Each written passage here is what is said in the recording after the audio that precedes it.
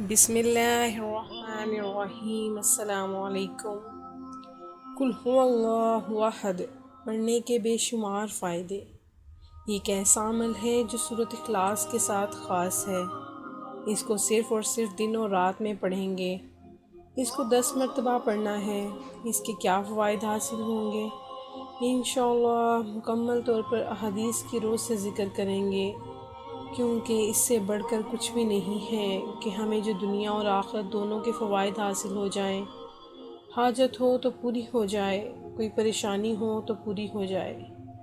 کس طرح سے پڑھیں گے اور کیا طریقہ کار ہے، اس کو مکمل طور پر ذکر کریں گے۔ حضرت ابو ہریرہ رضی اللہ عنہ فرماتے ہیں کہ نبی کریم صلی اللہ علیہ وآلہ وسلم کا ارشاد مبارک ہے کہ آپ صلی اللہ علیہ وسلم نے فرمایا، سب جمع ہو جائیں، تمہیں 1/3 قرآن سکھاؤں گا۔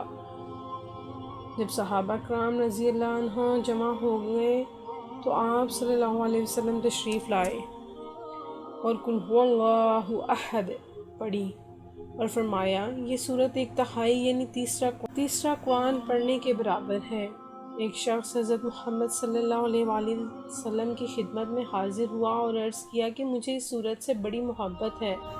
تو آپ صلی اللہ علیہ وسلم نے ارشاد فرمایا کہ اس کی محبت تمہیں جنت۔ آپ صلی اللہ علیہ وسلم نے فرمایا، جو شخص سونے کا ارادہ کرے اور بستر پر لیٹے اور دائیں کروٹ لیٹ کر قل هو اللہ احد پڑھے تو قیامت کے دن اللہ تعالیٰ فرمائیں گے، اے میرے بندے، تو اپنی دائیں جانب سے جنت میں چلا جا۔ سورۃ اخلاص کے بہت خواص ہیں، آپ کو اس کا وظیفہ بتا دیتے ہیں اور اس کے بعد اس کے مکمل فوائد بیان کریں گے۔ آپ نے یہ عمل اس طرح کرنا ہے کہ آپ نے کسی بھی وقت بیٹھ کر سورۃ اخلاص کو اس نیت کے ساتھ پڑھنا ہے کہ نبی کریم صلی اللہ علیہ وسلم کا ارشاد مبارک ہے کہ جو بھی اس کو پڑھے گا اللہ تعالیٰ اس کو ہر قسم کے غیر حاصل کروائیں گے، ہر قسم کے شر سے محفوظ فرمائیں گے۔ آپ نے اول و آخر 3 مرتبہ درود شریف پڑھنا ہے۔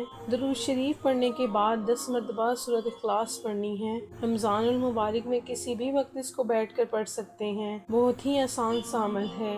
صرف اور صرف سورۃ اخلاص کو پڑھنے سے انشاءاللہ ہر حرف کے بدلے آپ کو 10 نیکیاں ملیں گی۔ 51 اس میں حرف ہیں اور آپ کو 510 نیکیاں ملیں گی۔ 10 بار پڑھنے سے 5100 نیکیاں اور رمضان المبارک میں 70 گنا بڑھنے پر 357,000 نیکیاں آپ کے اکاؤنٹ میں جمع کر دی جائیں گی۔ اللہ ہم سب کا حامی و ناصر ہو۔ اللہ نگہبان۔